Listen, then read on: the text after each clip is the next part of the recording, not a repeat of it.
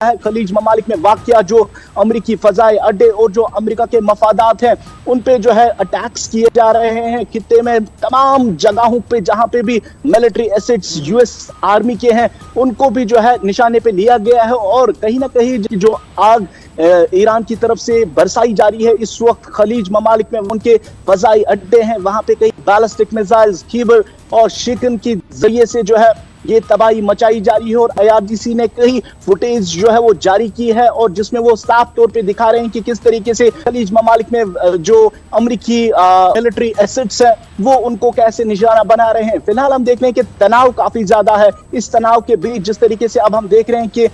जो इसराइल है वो शायद ये कोशिश कर रहा है कि वो अमेरिका को इस वॉर में ज्वाइन करे, लेकिन इसराइली बेंजामिन नेतन्याहू जो वजीर आज़म है वहां के, वो जानते हैं कि अगर हम इस वॉर में डायरेक्टली उतरे तो ईरान की तरफ से उनके जो शहर पहले ही निशाने पे लिए गए हैं, खासतौर पे डिमोना, तल अवीव, हैफा के साथ साथ जो बाकी मेजर सिटीज हैं इसराइल की, उन पे जो है पहले ही जो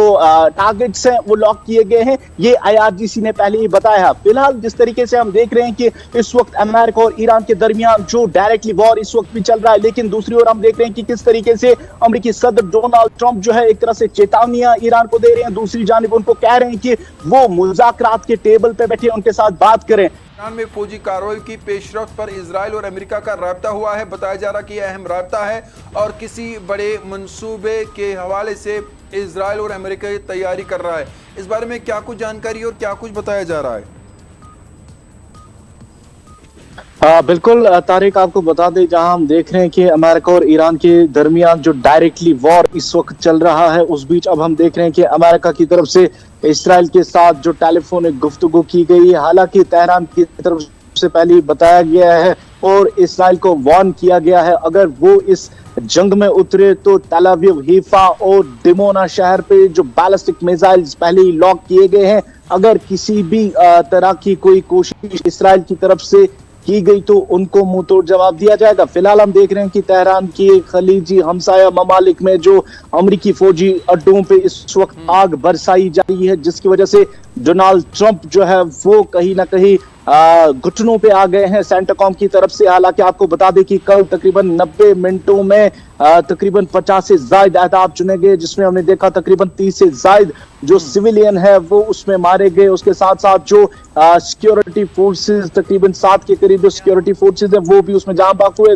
तेहरान ने माना है कि अमेरिका उन पे, खासतौर पे जो उनकी आर्मी है और जो उनके हेडक्वार्टर से अहम तनसीबात है उनको निशाना बना रहा है। इस चीज को लेते हुए अब हम देख रहे हैं जो रिटालिएशन ईरान की तरफ से की जा रही है वो काफी खतरनाक है। इस बीच आपको बता दें कि पाकिस्तान का जंग के खात्मे और ईरान अमेरिका मुज़ाकरात को बहाल करने का जो मुतालबा है वो इस वक्त भी किया गया है, क्योंकि दिनों से हम लगातार देख रहे हैं कि अमेरिकी सदर डोनाल्ड ट्रंप जो है वो ईरान को कह रहे हैं कि वो मुज़ाकरात के टेबल पे आए, हमसे बात करे और वापस एक अमन मुआहिदा हो। इससे पहले भी जिस तरीके से हमने देखा था जो अमन मुआहिदा अमेरिका और ईरान के दरमियान तय हो गया था उसमें जो पॉइंट्स लिखे गए हैं, ईरान कह रहा है कि लगातार अमेरिका की तरफ से उसमें मुदाखलत की गई और उसके साथ साथ जो खिलाफ वर्जियां स्ट्रेट ऑफ हॉर्मुज को लेके हुई और उस खिलाफ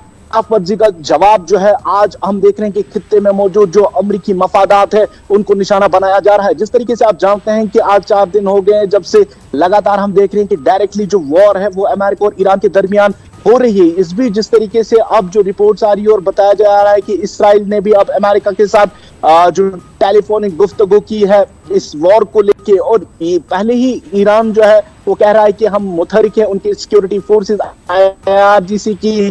जो मुख्तलिफ विंग्स अलग अलग शहरों में इस वक्त अलर्ट बैठी हुई है, मुतहरिक है। और खासतौर पे जिस तरीके से अमेरिका कोशिश कर रहा था वो स्ट्रेट ऑफ हॉर्मुज और खासतौर पे जो खाक जजीरा है उस पे अपना कब्जा करे, वहां पे पूरा कंट्रोल जो है अमेरिका अपना रखे। लेकिन हमने देखा कि किस तरीके से जो ईरान की तरफ से जो हमले आबना हरमुज के करीब जो अमेरिकी यूएस की जो वॉरशिप्स वहां पे तैनात की गई थी, वहां पे कहे बैलिस्टिक मिसाइल जो दागे गए हैं। बाद में अमेरिका की तरफ से वो वॉरशिप्स भी वहां से निकाली गई थी। हालांकि जिस तरीके से सेंटकॉम दावा कर रही है कि उन्होंने कई ईरानी पोर्ट्स जो है वहां पे अपना नेवल ब्लॉकेज लगाया है, वहां पे जो इनकमिंग और आउटगोइंग जो वहां से शिप्स और जो वेसल्स वहां पे ईरान के आते थे उन पोर्ट्स पे, अब वो जो है वहां पे नजर नहीं आ रही। कई दिनों से हम देख रहे हैं कि अमेरिका की तरफ से ईरान के मुख्तलिफ शहरों में एयर स्ट्राइक्स की जा रही है और ईरान की हेल्थ मिनिस्ट्री की तरफ से डेटा जो है वो जारी किया गया है, मंजर आम पे लाया गया है, जिसमें बताया जा रहा है कि तकरीबन